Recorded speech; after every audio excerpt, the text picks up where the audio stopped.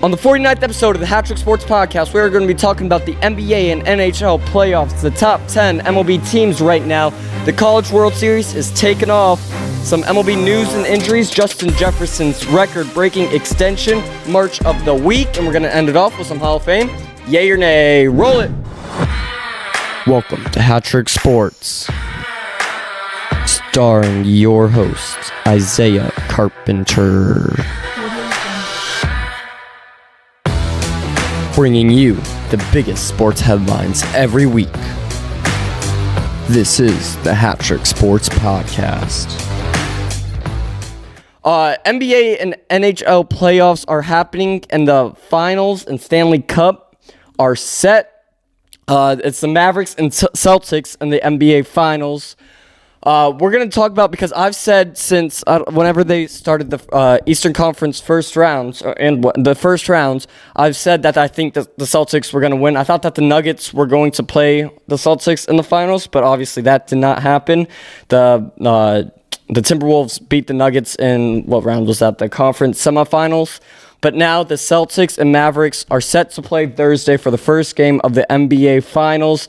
And I think a lot of America is rooting for the Mavericks, but I think a lot of people know that the Celtics are most likely going to win.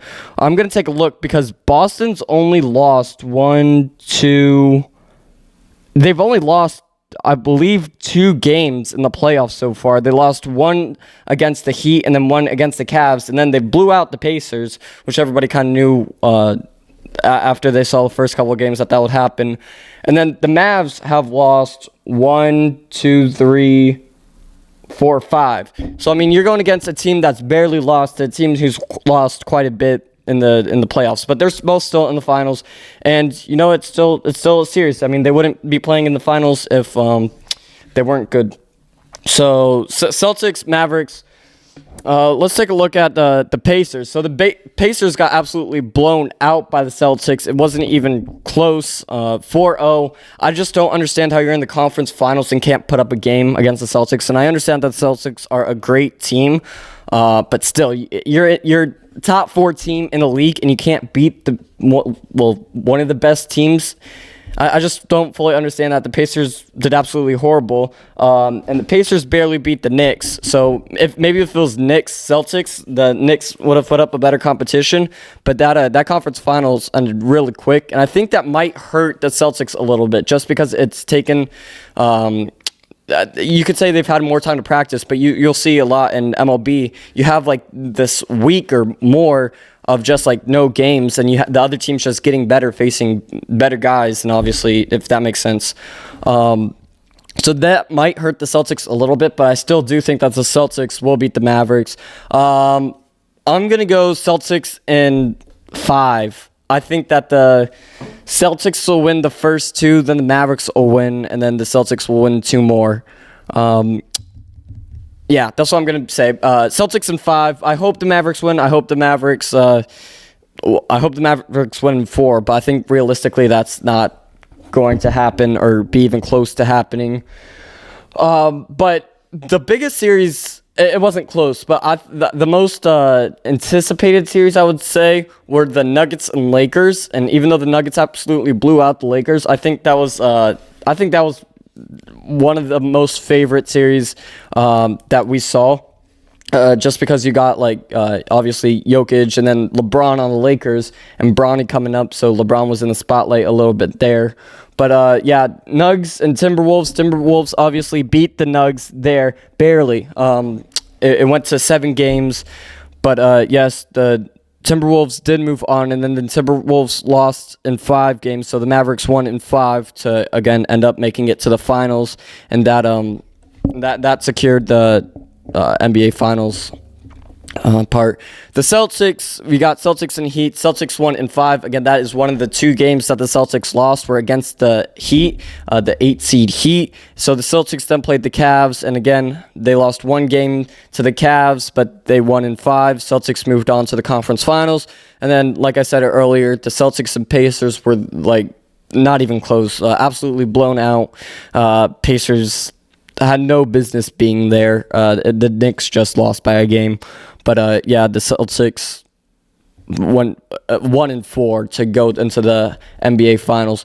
But yeah, I think the Celtics will win. I think it's very hard for the Mavericks to beat the Celtics again, especially since like the Mavericks are the 5 seed, and how many times they've lost 5 times in the playoffs, and the Celtics have only lost twice. So yeah, final prediction: Celtics win in 5 games. They win the first 2 and the last 2, and the Mavs win game 3. But I'm sure I will talk about it next week on the podcast, and that is when a couple of games will have been started.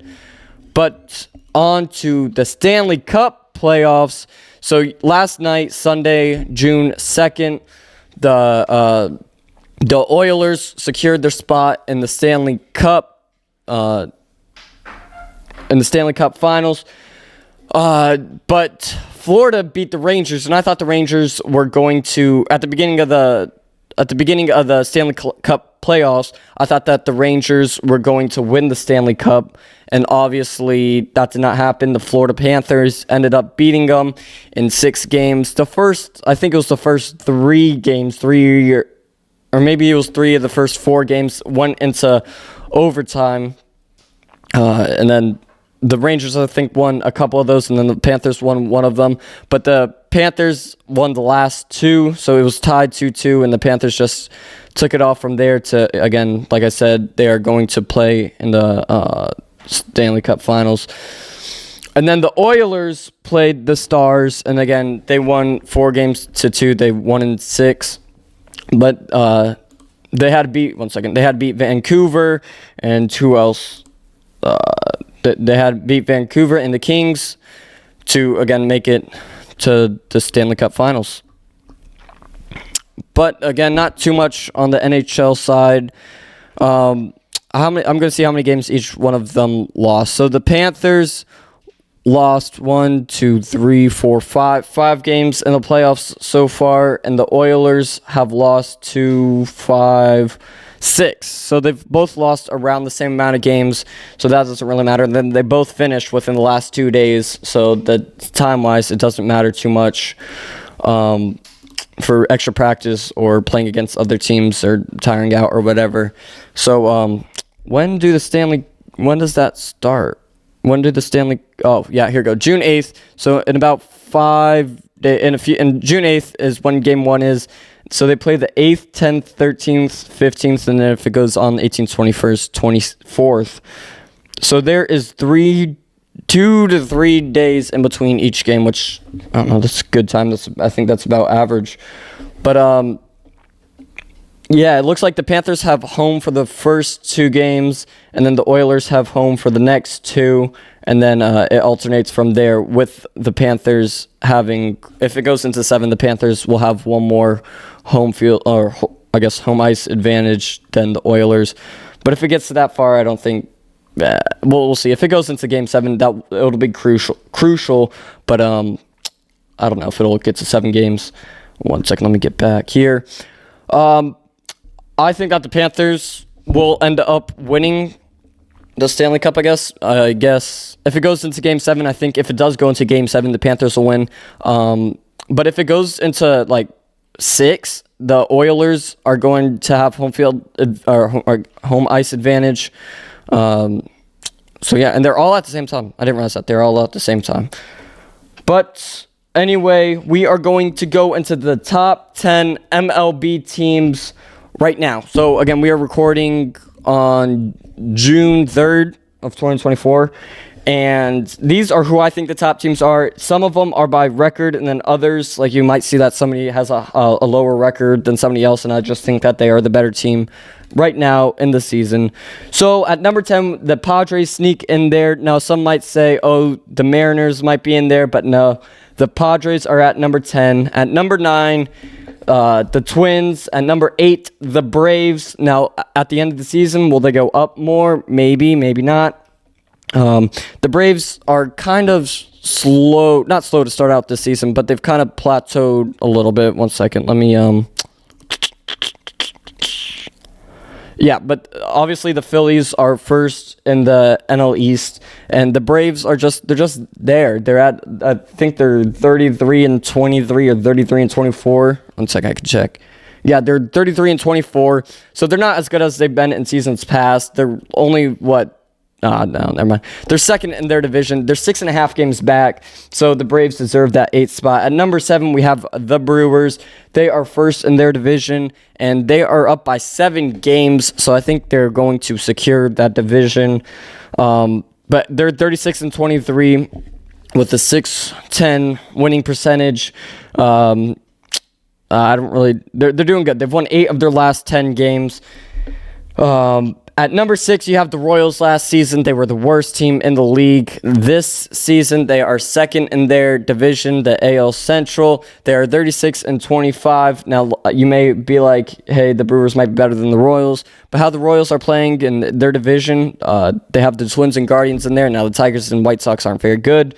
But I think that the Royals are better than the Brewers. At number 5, you have the Dodgers. I hate to put them there payroll-wise and talent-wise. I think they're at number 1. Obviously, if you have a $4 billion team, they should be at number 1. But they were in a slump for a little bit earlier this season, but I think they've come back.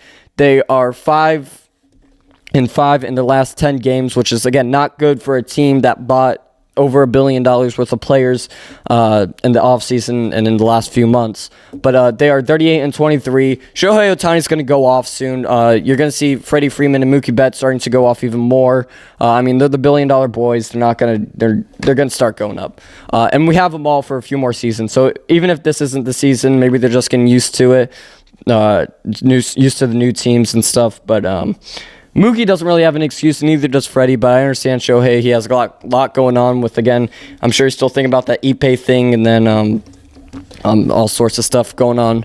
And then pitching, Yamamoto's coming up. Gavin Stone's doing good, but we just need more pitching off the injured list. We still have Dustin May and Tony Gonsolin and all these guys on the injured list that we just need to come back. And maybe that's what's holding us back. That's what was holding us back in the playoffs last season. But at number 4, the Orioles. Now, the Orioles, again, they're second in their division. Obviously, the Yankees are first in their division. The Orioles are 37 and 20 with a .650 winning percentage. They're really, really good. The only thing stopping them is the Yankees, and the Yankees are obviously on fire. They have the best record at this time in the season. They are 3 games back from first in the AL East. And again, the AL East is not a very hard division right now. But you got the Red Sox that are locked in at 500 right now, and then the Orioles and Yankees. Those are the really only 3 teams, and they are 3 hard teams. The AL East and the AL Central, I think, have the hardest teams right now. Maybe the AL West. I don't know what's going on with the AL West. The NL East is doing good this season. Not really. It's just the Braves and Phillies. And then, the NL West is okay. The Dodgers are obviously really good, and the Padres, again, I put them at 10. But at number 3, you have the Guardians, formerly known as the Indians. They are 39 and 20, and they are 4 games ahead in their division in front of the Royals. Guardians looking good, looking hot. Future's bright for them. Potential World Series winners, because you don't often see the best team win the World Series, just because of all the series and upsets and stuff like that. It's baseball, it happens. But Guardians, potential World Series winners. I'm calling it June 3rd in November. Come back to this, episode 49. At number 2, we have the Yankees. Now, a lot of people might be saying, hey, the Yankees belong at number 1, but they don't. They have the team. It's there. But again, I don't know. They're at number 2. They're at close to number 1. At number 1, we do have the Philadelphia Phillies. They're phenomenal, just like the Yankees. The Yankees and Phillies are very neck and neck. I just had to put the Phillies ahead just because throughout the season, the Phillies have been better than the Yankees. Aaron Judge for the Yankees has absolutely gone off, and so has Juan Soto. But the Phillies are at number 1. They are 49 and 19 at the time of this recording with a .683 winning percentage. They are doing phenomenal at home. They are 24 and 9 at home. You just can't complain if you're a Phillies fan. You're beating the Braves. The Braves have been your biggest rival for the last few years. You're just trying to get ahead of the Braves, and here you guys are, first in your division and first in top 10 best MLB teams right now. But that is my top 10. Again, At 1, we had the Phillies. 2, we had the Yankees. 3, we had the Guardians. 4, we had the Orioles. 5, we had the Dodgers. 6, we had the Royals. 7, we had the Brewers. 8, we had the Braves. 9, we had the Twins. 10, we had the Padres. And again, a lot of people might be saying, hey, there was no AL West teams on this list, and that is because the AL West absolutely sucks this season. The Mariners are their best team with a .557 winning percentage. It's just absolutely horrible. Yeah, the Rangers are at 2. I expected more from the Rangers this season, especially at how last season ended up. And then the Astros, karma came back, 7 years later, 6-7 years later. The Astros are having a losing season and not going to make the playoffs, in my opinion. And I would... Okay, here's the thing. As a Dodgers fan, I would absolutely love to see the Astros not make the playoffs, especially like we've been trying to get our revenge for the last seasons and seasons between Joe Kelly and that incident and everything. But, I mean, to see the Astros not make the playoffs would be absolutely ecstatic I would be absolutely ecstatic as a Dodgers fan, get what they deserved. I know there's only a few players left on that team from that 2017 team, but still, the Astros, the trash Tros, every time I see that H, I just want to wipe it off and put a trash can on it. I mean, I still think that 0 trash cans should be allowed in that dugout. I don't know. Absolutely, man, the Astros just make me mad even 6-7 years later. Yeah, just absolutely horrible. But that is my top 10 MLB teams as of right now. Let's see what TikTok Live has to say. If you guys are listening to the podcast, make sure to follow us on TikTok. I'm going to see it. Oh, thank you for the roses, MJ, if you're still on here. Thank you for the roses. Thank you for everybody who's followed. Pacers did not do terrible. In that series, they did. They were in every game, but they've lost every game. Home court, I call it home ice. Yeah, all right. So one of the commenters on TikTok Live said, most frustrating thing is you called HatTrick Sports Podcast with no hockey puck in the logo. That was my fault. It was called HatTrick Sports because it started with 3 of us, not so much about like goals. It was in relation, but HatTrick could be in anything. I mean, it could be in soccer too. But yeah, that was my part. If we ever redo the logo, why aren't you at school? It's summer. Yes, and I am still mad about the Astros cheating scandal. I still think that none of them deserve to be in the Hall of Fame. All right, on to the next one. MLB news. All right, so this news is old. I understand this is old. You don't got to tell me. Trust me, I understand this is old. Angel Hernandez retires. This happened about a week ago. It was like the day after I filmed the last podcast, and I'm filming this podcast a day late. So, again, by the time this comes out, it's going to be very old. But, I mean, hands down, the worst umpire in the MLB. He's just absolutely horrible. He just makes drama. I don't know if he's just trying to center himself about baseball. He was absolutely horrible. He tried to sue the MLB a few years ago for being racist or something, and then it was just like, nah, you just suck. I mean, absolutely horrible umpire. He retired immediately. It was effective immediately. But I mean, what my guess is that the MLB were like, hey, we've ran numbers on you. You absolutely suck. You haven't passed an eye test in probably 50 years. So we're going to let you go. We'll let you say you retired, but we're going to let you go. That's what my guess was about. But, I mean, it was just amazing to hear that Angel Hernandez retires. Probably the greatest notification I've gotten since Shohei Ohtani signed with the Dodgers. Angel Hernandez retires, that ESPN notification. I mean, that was great. Again, one of the things that happened, I know this is a little bit old, but Jorge Lopez, the Jorge Lopez incident that happened last week, I've been thinking a lot on it. So I was watching the game, obviously live. They were facing the Dodgers. There was a check swing. Jorge Lopez didn't like the call.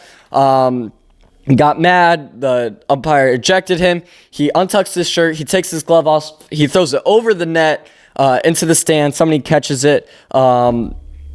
And again, he's going to be asked that in the press conference. Apparently, he had a lot of mental stuff going on in the last year. So his kid's like ill or sick or something, or I know he's got a lot of stuff going on personally and mentally, but wait 1 second. 1 second.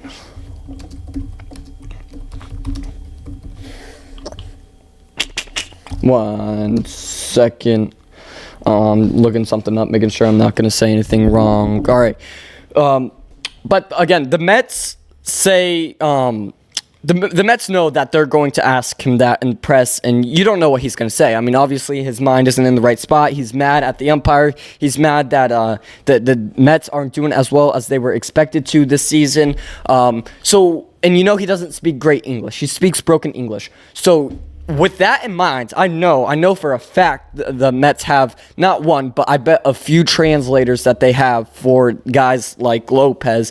I know they have translators like that. So why aren't the Mets like, hey, here's a translator, translate with him before you say anything publicly so you don't hurt yourself or the team? Because obviously he said, again, whether he meant it or not, he said that he played on the worst team. And again, you say that, the coach is like, hey, you're gone. Like, you can't say that. And then later they try to confirm it with him in that same press conference. And he's like, yeah, probably that he meant team and not teammate. Now, later he comes out and didn't realize how big of a deal it was. He comes out and says, yeah, I meant teammate. They're just trying to take advantage because I don't speak English. But this is, I listened to Chris Rowe's rotation. So shout out for him. This is all based off of him about the idea of getting a translator. As the Mets, that he's going to be asked that, and it's not just simple calls or like simple yes or no questions. You know that he's going to have to go into depth with this. You got to get yourself a translator. So again, like I said earlier, that doesn't look bad for not only him but the team and the Mets organization. I mean, I think it's a worse look for the Mets than it is for Lopez. Now, he was DFA'd the day later. Obviously, it wasn't the best start he's ever had. But yeah, you just can't. I blame the Mets for this. I don't blame Lopez. Now, what he did on the field, I blame Lopez for. You can't untuck your shirt and throw your glove into the crowd. That's a horrible look on Lopez. That's not so much the Mets. Nobody talked to him. Nobody knew that he was going to do that. That part's on him. But the press conference, I blame that on the Mets, not Lopez himself. What else do we have? Tommy Pham gets into a little bit of a scuffle against the Brewers. He says that he will never start anything, but he is ready to finish it. He says that he fights in the offseason just so he is able to stick up for himself and is able to finish something if somebody else starts it. But he gets into a little bit of a scuffle. Nothing too big. Nothing ever happens. But watch out for Tommy Pham if you're ever next to him. Don't make him mad. It's not a mess around and find out kind of situation. Blake Snell exits Saturday's game with a groin tightness and likely headed to the 15-day IL. I mean, Blake Snell, he is not any good this season. He is not good at all this season. It's a blessing. How does the frame? A blessing in disguise, or I forget how the phrase goes. But the Dodgers were pushing for him in the offseason, and he ultimately ended up going with the Giants. And now I'm kind of glad because the last thing we need is another bad pitcher. But Blake Snell, I think, is going to be headed to the IL, and I think it's going to be 15 plus days. I'm hoping only 15 days, 10 to 15, I'll say. But he was in the middle of an at-bat with Doogie Boy, old friend alert. In the fifth inning, I don't think he's ever gone past 5 innings so far this season. Let me make sure. Here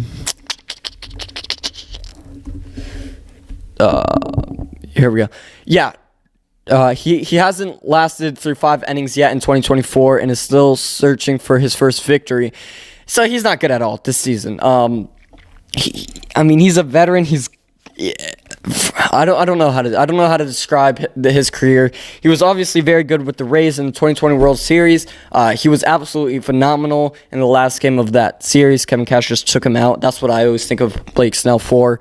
But you don't like. First of all, you don't like to see anybody get injured. But a guy like this, it's kind of mixed feelings because obviously he's bad, like very, very bad this season. But yeah. I don't really have too much on that.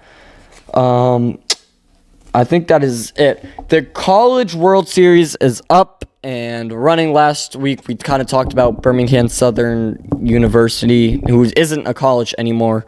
But there's that. So, where did I put that?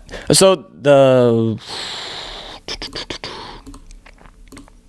one second, guys.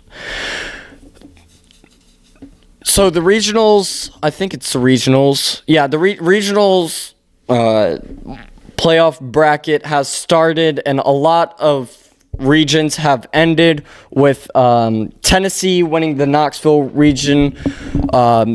The East Carolina and Evansville are still fighting for the Greensville regionals.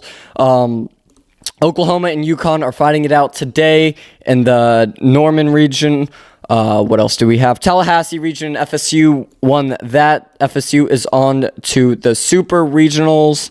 Kansas State is on to the Super Regionals for the Fayetteville region. Charlottesville, Virginia won that one. West Virginia and Grand Canyon University are fighting for the Tucson region. Again, all these teams that there's still two left in the regionals.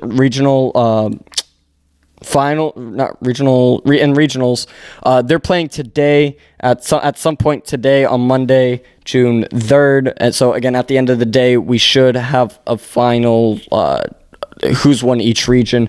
But the Chapel Hill region, North Carolina and LSU are going to fight that out. I think LSU is going to win that, even though I think North Carolina is favored. Lexington regional teams, the Kentucky won that. Oregon State won their region.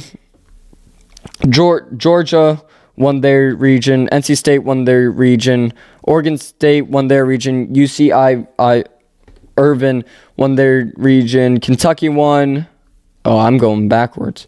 UCSB is facing Oregon in the Santa Barbara region. Texas A&M and Louisiana for the College Station region. And I think that is it. But I'm looking at the bracket here. So the Super Regionals are happening June 7th through 9th or June 8th through 10th. And it's a best of 3 games. So we still got another few days for that after that. And then it's on to the Super Regional, the Men's College World Series, which is just the semifinals, I think. And then whoever wins that wins it all. But yeah, excited to see what team ends up coming out on top. I think that LSU has a chance. Obviously, LSU's been very good the last forever. But yeah, that is all I really have for College World Series. 1 second. Let me check the TikTok live. All right. What are we on to? We are on to Justin Jefferson's record-breaking extension, $140 million for 4 years. It's the highest paid non-QB contract in NFL history. I have it here, but I have his career stats here to see if he's really even worth it. Where is it? Here it is. So he has played since 2020. His rookie season was 2020. He's played 60 games since then with 1 second. He's had almost 400 receptions since then. So off of 400 receptions, can you determine if a guy deserves the highest paid extension in non-QBs in NFL history? I don't know. He's a 3-time Pro Bowl winner. 3-time Pro Bowl selection, 1-time All-Pro, 2-time Offensive Player of the Year, 3-time Offensive Player of the Year, and then Rookie of the Year in 2020. He's only played for the Vikings, but it's smart to extend him, and I know that the value of players are going up even more, and they're paying players more. But $140 million for 4 years. That is 1 second. 110 of it is guaranteed, but that is $35 million per year. The average income is around $50,000, I believe. I could be lying to you, but it's around $50,000. And he's making 20 times 35 of that. He's making 700 times the average salary in 1 season, and he's doing that for 4 seasons. Now, do Now, do I think in 4 years, in 2028, that inflation will go up and he'll get extended for another 2, 3, 4, 5, 6 seasons, depending on these next 4 seasons go? And will he make more than $35 million a year? It all depends on if he does good these next 4 seasons, but that would be absolutely crazy if he's getting paid more than $35 million per year after this extension. But again, like I said, he's become the highest paid non-QB player in NFL history. And yeah, I mean, he's obviously really, really good. But again, $35 million a year is absolutely wild. I know he's a wide receiver, and that's like a really important position. But yeah. But we are on to merch of the week. We got merch of the week. The greatest quote in all of movies is, "The kid is an L7 weenie." Benny, he's a square. From The Sandlot. The Sandlot has some of the best quotes of all time, so we made a shirt about it. We got, "The kid is an L7 weenie" with the square held up. One of my favorite shirts, one of my favorite movies. If you go back to like episode 3 of the HatTrick Sports Podcast, I believe we have The Sandlot at the greatest sports movie of all time. I could double check that.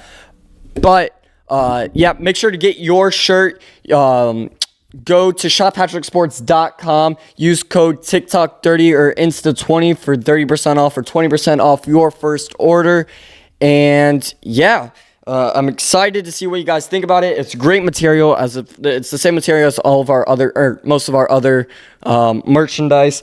But I'm excited to see what you guys think about this shirt. I like this shirt a lot. And obviously, Sandlot, like I said, is one of the best movies ever, one of the best sports movies ever. But yeah, I like the shirt. I like the design of the shirt. I like the quality of the shirt. And you can get yours at shop.HatTrickSports.com. Again, make sure to use code TikTok30 for 30% off and Insta20 for 20% off your first order. All right. Now, I think we are on to my favorite segment, Hall of Fame. Yay or nay? All right, on to Hall of Fame. Yay or nay? We have Ronald Acuna Jr. He has been playing since 2018, I believe, was his rookie season. He has won MVP. He's a 4-time All-Star. He's Player of the Year, Rookie of the Year, obviously in 2018, and 3-time Silver Slugger Award recipient. He has a career WAR of 25.8 with 2,800 at-bats, 800 hits, 165 home runs, but only a career batting average of 389. Now, obviously, this season and the last few seasons, batting averages should have gone up with all the new rules and changes and stuff like that. So now comes the question, do you need a batting average of at least 300 to be in the Hall of Fame? Is it kind of like inflation where batting averages are going up? Now, the average batting average this season and the seasons past is around 250, and that is what he has so far in 2024. Now, do I think that Ronald Acuna will eventually be in the Hall of Fame? Yes. Now, if he retires today, do I think that he will eventually be in the Hall of Fame? That is what we are determining. We are going to go year by year. He led the league in a whole lot of stuff and in a whole lot of years, and I am going to tell you all about them. How do I get this out of the way? Got ads in the way. All right. In 2018, he won Rookie of the Year, but he did not lead the league in anything. In 2019, he had the most plate appearances, was over 700. He had the most runs with 127 runs in just 156 games. He led the league in stolen bases with 37. He was an All-Star and 5th in MVP voting that season with the Silver Slugger. In 2020, he led the league in nothing. That was the shortened season. He was 12th in MVP race, and he won Silver Slugger that season. In 2021, he led the league in nothing, but he was an All-Star. In 2022, he was also an All-Star, but he led the league, and he was caught stealing more times than any other player with 11 in 2022. That is a lot of that's not good. You don't want to lead the league in that. In 2023 is when he obviously won the MVP, and he led the league in almost everything. He led the league in the most amount of plate appearances, at-bats, runs, hits, stolen bases, caught stealing, He had an on-base percentage of .416, an OPS of 1.012, OPS plus of 169, total bases 383, and obviously he was an All-Star, MVP, Silver Slugger that season. That is the season I believe he was in the 70-40 club. He created the 70-40, 2023, that was last season. He created the 70-40 club with, again, 73 stolen bases and 41 home runs. The best season of his career. Now, does that define a Hall of Famer? Now, if he does that more than 2 or 3 times, yes, that makes him a Hall of Famer, but that was just one season. And again, all the All-Stars and Silver Sluggers and what he's placed in MVP does help in determining if he belongs in the Hall of Fame. But that one season was guaranteed his best season. In 2024, he hasn't led anything yet. He's not doing good. His highest batting average... let me see. His highest batting average, he did touch 300. He was at 337 last season. Again, the season that he won MVP. And then before that, his highest batting average was 283. In his rookie season, he had 293. But again, he only touched 300 1 year. And again, I think after 5 seasons, you can't be in the Hall of Fame. You can't be in the Hall of Fame. But I think if he continues to go for another 3 years, he's in the Hall of Fame. But again, if you really look at all of his stats, I don't think he's in the Hall of Fame if he quits today. So it is a nay for now for Ronald Acuna Hall of Fame, yay or nay. Again, it is a nay. But I think that is it. Thank you guys for watching episode 49 of the HatTrick Sports Podcast. You can listen to us wherever you listen to podcasts, including YouTube for all the visuals. Make sure to follow us on TikTok, Instagram, YouTube, Twitter, X, wherever you can find us. Make sure to go to shophattricksports.com to get your merch of the week and all the other merch of the week that we've ever sold. And we will see you guys next week for episode 50. See you guys.